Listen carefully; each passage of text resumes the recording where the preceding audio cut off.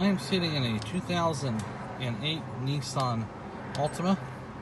We're going to be programming 2 smart keys because everything has to be programmed in at the same time. We have 1 working key and 1 key we're going to program in.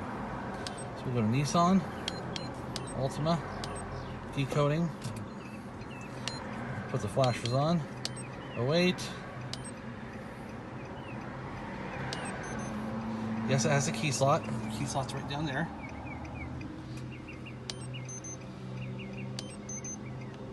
It has not been activated. We should hear it click in a minute.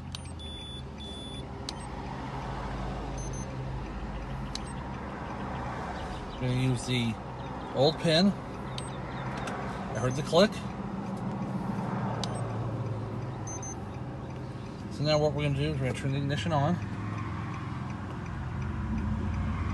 Oh, I forgot. We gotta put the rocks in there to do that. It won't turn on. Doesn't matter if it's not programmed. Now, turn it on. Okay, dash is on. Use the old pin. The doors do not need to be closed. Okay, this will delete the keys. From this point, you need up to 4 keys. Got the key in the slot. We hit enter. You'll have a status bar come across the screen and go away. Now, from this part, all we have to do is cycle the keys. The car is in programming mode, so we are done with this machine. So, all we need to do now, turn the car off, turn it on, and we'll get 5 flashes. There we go. Turn it off. Take your fob. Switch over to the next one. Turn it on, get 5 flashes. Turn it off. Get the fob out. Go back to the original.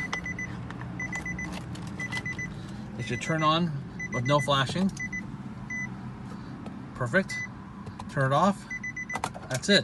Steering wheel lock just retracted, telling me it's closed the programming mode.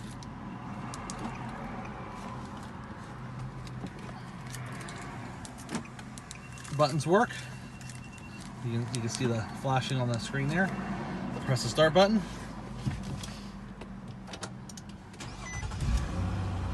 And we're done. Simple as that.